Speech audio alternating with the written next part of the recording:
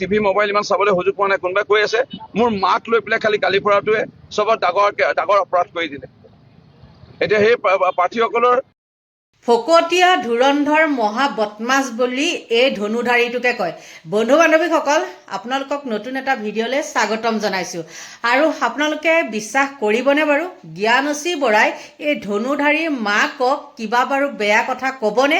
আৰু ধনুধাৰীৰ নিজৰ পৰিচয় ধনুধাৰীয়ে নিজেই দিয়ে।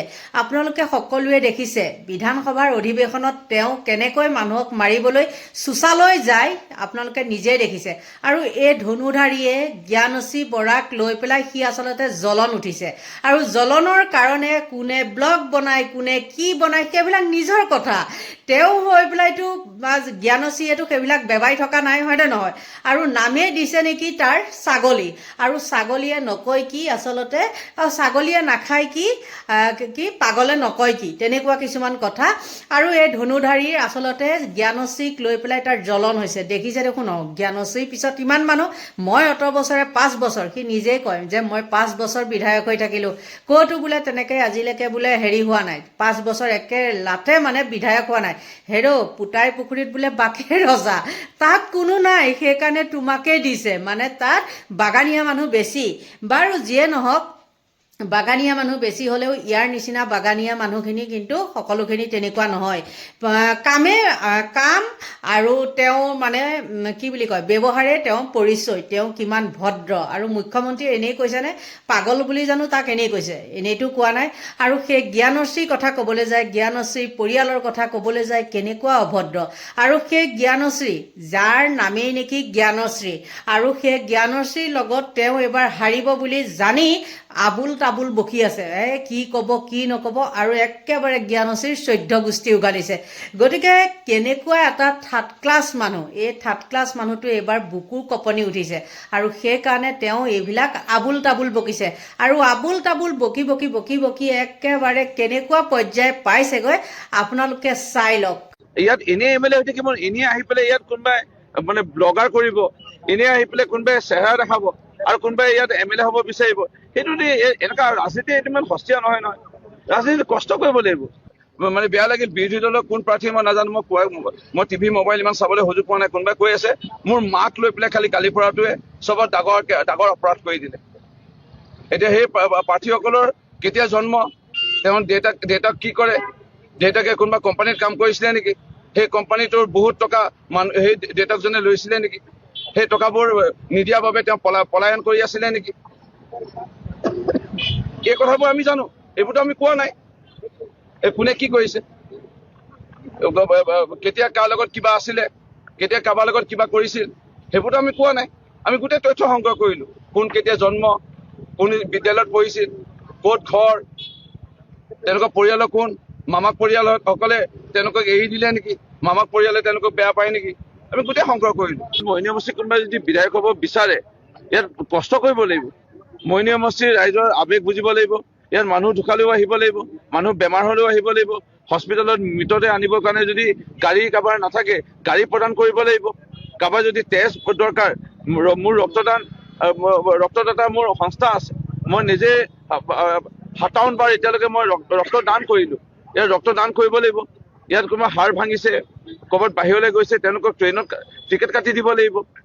ইয়াত এনেই এম এল এ হৈ থাকিব, এনেই আহি পেলাই ইয়াত কোনোবাই মানে ব্লগাৰ কৰিব, এনেই আহি পেলাই কোনোবাই চেহেৰা দেখাব, আৰু কোনোবাই ইয়াত এম এল এ হ'ব বিচাৰিব। সেইটো এনেকুৱা ৰাজনীতি এইটো ইমান সস্তীয়া নহয়। ৰাজনীতি কষ্ট কৰিব লাগিব। এটা 24 ঘণ্টা এটা সময় বুলি কয়, এই 24 ঘণ্টাৰ ভিতৰত 16 ঘণ্টা ৰাইজক দিব লাগিব। আৰু মানে অসমৰ একেৰাহে মানে এম এল এ হৈ থকা চাগে বোধহয় 5 বাৰ, যদি ৰাখে হৰি মাৰে কোনে, মাৰে হৰি ৰাখে কোনে, হয়তো মই 6 নম্বৰ যদি হওঁ, যে খুব কমটি সংখ্যক বিধায়কে সেই 6 নম্বৰ বিধায়ক হোৱাৰ সৌভাগ্য হৈছে। মানে লেখত ল'ব লগা অসমৰ চাগে 5জন বা 6জন বিধায়কে আছে, একেৰাহে জিকি আছে। মই এনেই বোলে মাৰ্বল গুটি খেলি, ইয়াত বোলে টাং গুটি খেলি পেলাই, ইয়াত বোলে মই এনেই এম এল এ হৈ থকা নাই। ইয়াত যেতিয়া কোনোবা এজনৰ স্কুলৰ বা কলেজত পঢ়িবলৈ অসুবিধা, কিতাপ পত্ৰ কিনি দিব লাগিব। ইয়াত যেতিয়া হাতীয়ে ক'ৰবাত গাঁৱত আক্ৰমণ কৰে বা অনিষ্ট কৰে, তাত গৈ টৰ্চলাইট বিতৰণ কৰিব লাগিব, ৰাইজৰ লগত সাহস প্ৰদান কৰিব লাগিব। অসম নাগালেণ্ডৰ সীমামূৰীয়া যেতিয়া সমস্যা হয়, সেই সময়ত গৈ পেলাই ৰাইজক সাহস প্ৰদান কৰিব লাগিব, সেই সময়ত গৈ পেলাই ৰাইজৰ কাষত থিয় হ'ব লাগিব। এনেই ইয়াত এনেই কোনোবাই এনেই ঘূৰি ফুৰি ইয়াত MLA হ'ব কোনো নোৱাৰে। মৰিয়নি সমষ্টি মোতকৈ অধিক কাম কৰা যদি কোনোবা ওলায় তেতিয়াহে মৰিয়নি সমষ্টিত MLA হ'ব লাগিব, নহ'লে মই যোনদিনাখনলৈকে মই উশাহ লৈ থাকিম MLA টো ময়ে হৈ আছো আৰু ময়ে MLA হৈ থাকিম ইয়াত। আৰু মোতকৈ কষ্ট যদি কোনোবাই কৰিব বিচাৰে তেতিয়া MLA হ'ব পাৰিব, মোতকৈ কষ্ট কৰিব পৰা কোনোবা যদি ওলালেহে হ'ব পাৰিব, আৰু যদি নোলায় তেতিয়া MLA ইয়াত হ'ব কোনো নোৱাৰে। মইতো কৈছোৱে যে আমাৰ মৰিয়নি, সেইকাৰণে কৈছো মই ৰাইজক যে আমাৰ মৰিয়নি আমি কৰিম। আপোনালোকে কোনোবাই মোক কোনোবাই বেয়া পায়, কিবা পৰামৰ্শ আছে আপোনালোকে পৰামৰ্শ দিয়ক, আপোনালোকে প্ৰতিবাদ কৰি পৰামৰ্শ দিব পাৰে। আপোনালোকে মোক নিমন্ত্ৰণ কৰি গামোচাখন নিপিন্ধালেও একো নাই, মাতি দিয়ক, মই তালৈ গৈ পেলাই মই আপোনালোকৰ পৰামৰ্শ শুনিম আৰু এনেধৰণৰ আপোনালোকৰ কিবা অসুবিধা মই দূৰ কৰিম। মৰিয়নি সমষ্টি ৰাস্তা যদি সমস্যা কোৱা যায় আজিৰ তাৰিখত 80%তকৈ বেছি ৰাস্তা সমস্যা সমাধান। খোৱা পানী মই স্বীকাৰ কৰিম, আমি 70%তকৈ বেছি মানুহক পানী দিব পাৰিলো, 30% এতিয়াও দিব পৰা নাই। সেইটো বিফলতা বুলি ক'ব পাৰি। মই স্বীকাৰ কৰিছো বিফলতা, পানী দিব পৰা নাই, 30% দিব পৰা নাই। এইবাৰ যিকি আমি আমি পানী দিয়া কাম মূলতঃ আমি কৰিব লাগিব, আমি ৰাস্তা বনোৱা আমি কাম কৰিব লাগিব।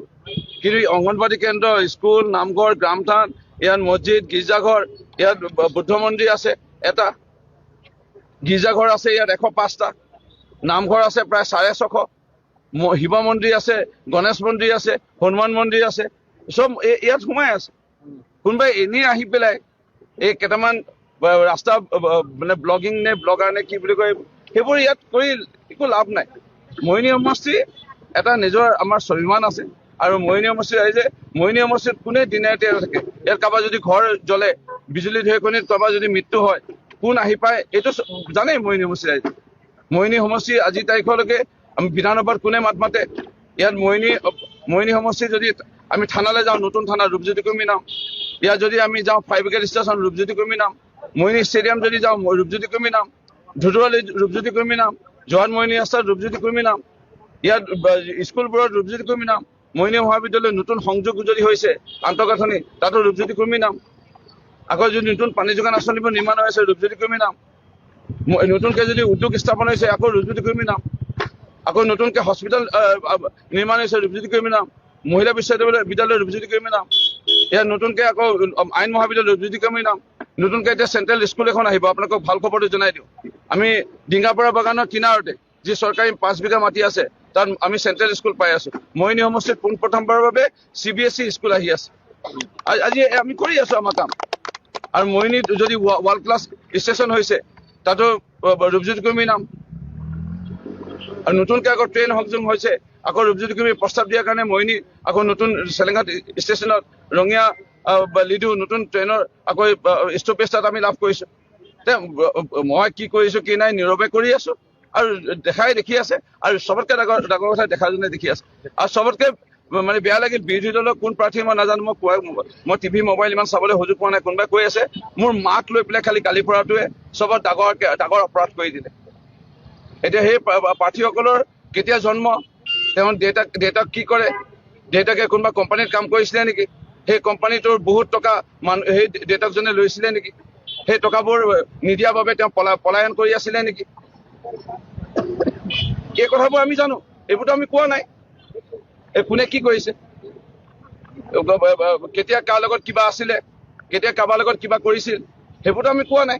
আমি গোটেই তথ্য সংগ্ৰহ কৰিলো, কোন কেতিয়া জন্ম, কোন বিদ্যালয়ত পঢ়িছিল, ক'ত ঘৰ, তেওঁলোকৰ পৰিয়ালৰ কোন, মামাক পৰিয়ালসকলে তেওঁলোকক এৰি দিলে নেকি, মামাক পৰিয়ালে তেওঁলোকক বেয়া পায় নেকি, আমি গোটেই সংগ্ৰহ কৰিলো।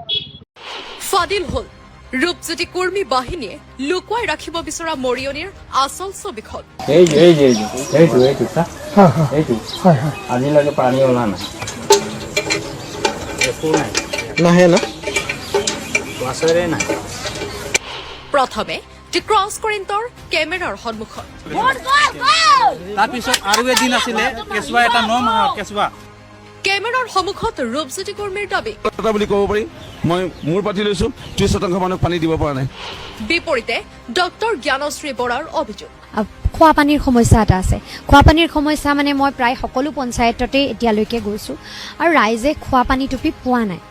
এইটো এটা গুৰুত্বপূৰ্ণ কথা। আজিৰ দিনটোত যদি আমি খোৱা পানীয়ে নাপাওঁ তেন্তে উন্নয়ন প্ৰগতিৰ কথাবোৰ বহু দূৰত থাকি যায়। লগে লগে মৰিয়নিৰ মহিলা প্ৰাৰ্থীগৰাকীক অপদস্থ ৰূপজ্যোতিৰ গুণ্ডা বাহিনীৰ। ভিডিঅ' কৰক, তেওঁ ভিডিঅ'টো কৰক। তেওঁ কৈছে তোমাৰ কি হৈছে, তুমি কোন হয়? জ্ঞানশ্ৰী তুমি আহা, জ্ঞানশ্ৰী তুমি আহা, জ্ঞানশ্ৰী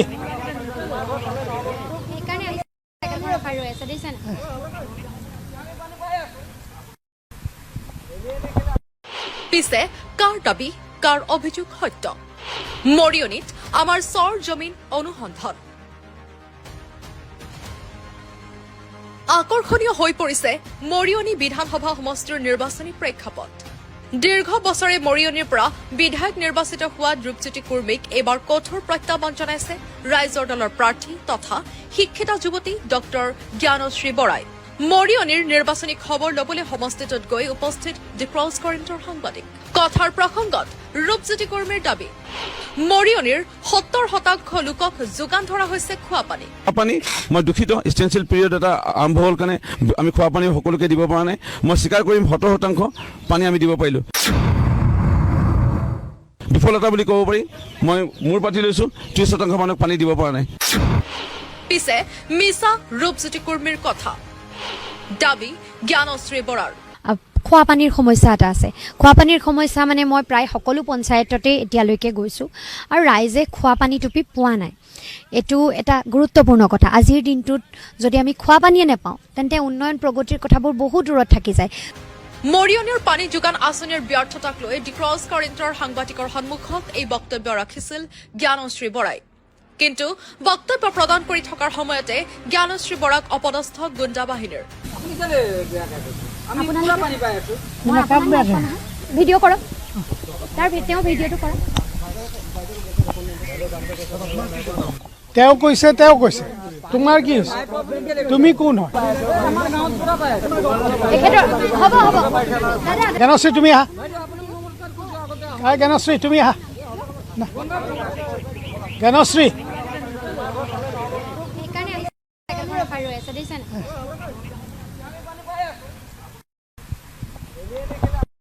ইয়াৰ পাছত দি ক্ৰছ কাৰেণ্টৰ আগবাঢ়িল মৰিয়নিৰ আচল ছবি বিচাৰি। সঁচাকৈ মৰিয়নিৰ 70%ই লাভ কৰিছে খোৱাপানীৰ যোগান। ৰূপজ্যোতি কুৰ্মী নে জ্ঞানশ্ৰী বৰাৰ দাবী সত্য? ফেক্ট চেক দি ক্ৰছ কাৰেণ্টৰ।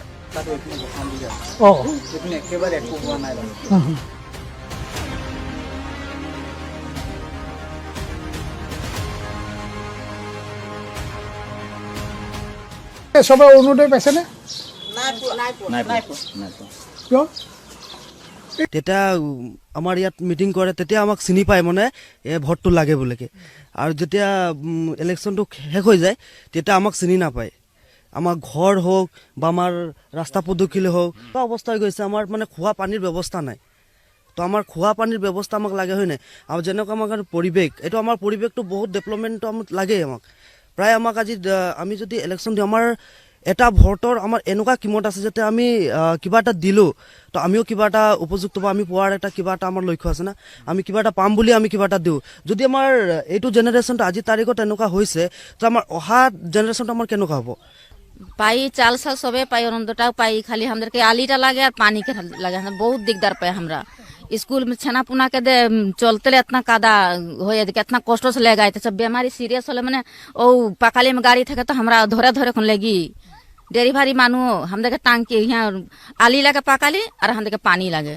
এখন চাহ বাগিচাৰ এটা লাইনৰ অৱস্থা এই আপোনালোকে দেখিছে। এই মানুহখিনি তেখেতসকল চাহ শ্ৰমিক আৰু তেখেতসকলৰ যিবোৰ সমস্যা তেখেতসকলে সন্মুখীন হৈ আহিছে, যি সমস্যাবোৰ সমাধান কৰিম বুলি বছৰৰ পিছত বছৰ ধৰি নিৰ্বাচনৰ পিছত নিৰ্বাচন ধৰি ৰাজনৈতিক নেতাবোৰে তেওঁলোকক প্ৰতিশ্ৰুতি দি আহিছে, সেই প্ৰতিশ্ৰুতি কিন্তু তেখেতসকলে পালন হোৱা দেখা নাই। স্বাভাৱিকতে নিৰ্বাচন, তেখেতসকলেও সিদ্ধান্ত ল'বলৈ সময় আহিছে আৰু সিদ্ধান্ত নিশ্চয় সময়তে ল'ব। এয়াই মৰিয়নিৰে এখন বাগানৰ ছবি। টিউবৱেল আছে কিন্তু পানী নাই, চৰকাৰৰ পানী যোগানৰ কাৰ্যক্ষম ব্যৱস্থা। এইটো চা এইটো হয় হয় আজিলৈকে পানী ওলা নাই, একো নাই, নাহে না ৱাছাৰে নাই। টেংকাৰে লৈ অহা পানী সংগ্ৰহ কৰি খাইছে চাহ শ্ৰমিক পৰিয়ালে। এয়াই মৰিয়নিৰ আচল ছবি। এই সঁচা ছবিখনক গুণ্ডা বাহিনী ব্যৱহাৰ কৰি আৰু কিমান দিনলৈ ঢাকি ৰাখিব ৰূপজ্যোতি কুৰ্মীয়ে, সেয়া এই সময়ৰ আটাইতকৈ ডাঙৰ প্ৰশ্ন।